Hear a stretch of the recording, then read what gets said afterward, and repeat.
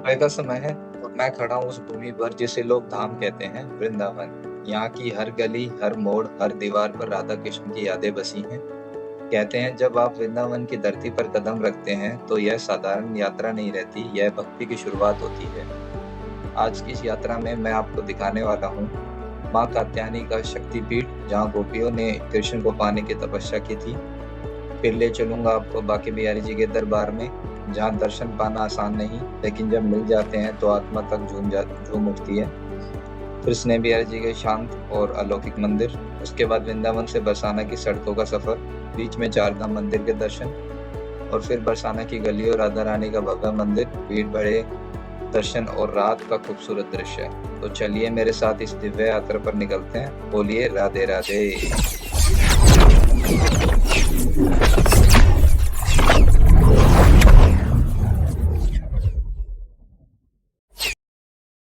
हमारी यात्रा की शुरुआत होती है माँ कात्यायनी पीठ से। श्रीमद् भागवत महापुराण में वर्णन आता है कि जब गोपियां कृष्ण को अपना पति बनाना चाहती थी तो वे यहीं आकर माँ कात्यायनी की पूजा करने लगी। गोपियां प्रतिदिन यमुना के तट पर स्नान करती और फिर घास से बनी वेदी पर माँ कात्यायनी को प्रसाद चढ़ाकर प्रार्थना करती। उनकी यही भक्ति और तपस्या आज भी मंदिर के हर एक कोने में महसूस होती है। जब घंटियां बजती है और आरती होती है तो लगता है मानो द्वापर युग फिर से जीवित हो गया हो। इसके बाद हम पहुंचते हैं वृंदावन के हृदय में श्री बांके बिहारी जी मंदिर। यहाँ दर्शन की एक अनोखी परंपरा है। बिहारी जी को कभी भी लंबे समय तक कोई भी नहीं देख सकता है, इसलिए उनके दर्शन झांकी के रूप में होते हैं। पर्दे बार बार खुलते और बंद होते हैं। माना जाता है कि ठाकुर जी इतने मनमोहक हैं कि अगर कोई उन्हें लगातार देख ले तो वो संसार की सुध बुध खो दे। भीड़ में धक्का मुक्की, आवाजें, पुकार, लेकिन जैसे ही पर्दा हटता है और ठाकुर जी की मुस्कान नजर आती है तो पूरा वातावरण प्रेम से भर जाता है। ऐसा लगता है मानो बिहारी जी हर एक भक्त को देखकर कह रहे हों, आगे मेरे प्यारे, तुम्हें देखकर मुझे भी आनंद आ रहा है। थोड़ी दूरी पर है श्री स्नेह बिहारी जी का मंदिर। यहाँ पर उतनी भीड़ नहीं होती, लेकिन वातावरण अत्यंत शांत और भक्ति से भरा होता है। कहा जाता है कि यहाँ बैठकर ध्यान करने से मन और अपने आप शांति को प्राप्त करता है। यह जगह मानो भक्त और भगवान के बीच का निजी संवाद हो। थोड़ी देर रुककर सिर्फ दिए की लो और भजनों की धुन में खो जाइए और आपको लगेगा कि यही सच्ची भक्ति है। अब हम निकलते हैं बरसाना की ओर। वृंदावन से बरसाना का सफर लगभग 1.5 घंटे का है। रास्ते में छोटे गांव, खेतों में काम करते किसान और सड़क किनारे चाय पकौड़े की दुकानें दिखाई देती हैं। गाड़ी की खिड़की से बाहर झांकते हुए आपको हर जगह राधे राधे सुनाई देगा।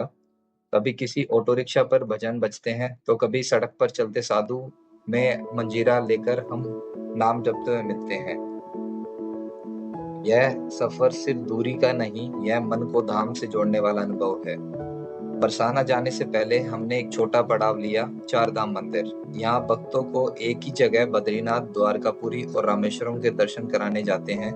जो लोग दूर दूर तक यात्रा नहीं कर सकते, उनके लिए यह स्थान चारों धाम का अनुभव कराने वाला है। अब हम पहुंच गए बरसाना, राधा रानी की नगरी।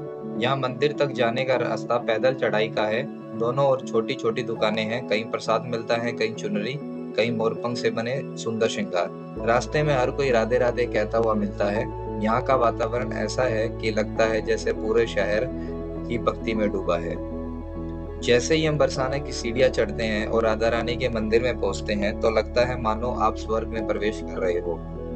मंदिर की भव्यता, उच्च शिखर, नकाशी और राधा रानी का अलौकिक श्रृंगार सब मिलकर वातावरण को और भी दिव्य बना देते हैं। लेकिन उस दिन मंदिर में भक्तों की अत्यधिक भीड़ थी। हर तरफ राधे राधे के जयकारे, ढोल नगाड़ों की धुन और श्रद्धालुओं की लंबी कतारें। हम भी भीड़ में खड़े होकर इंतजार कर रहे थे। एक एक कदम बढ़ना मुश्किल था।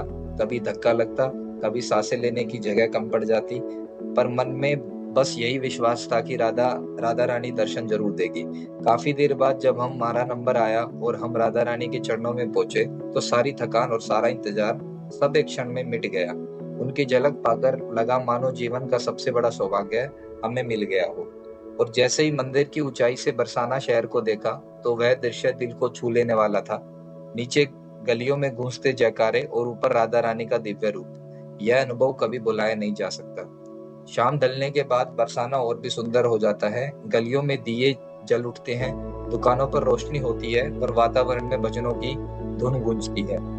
रात में राधा रानी का मंदिर और भी अलौकिक दिखता है। तो दोस्तों, एक ही दिन में हमने वृंदावन और बरसाने की इस पावन यात्रा का अनुभव किया।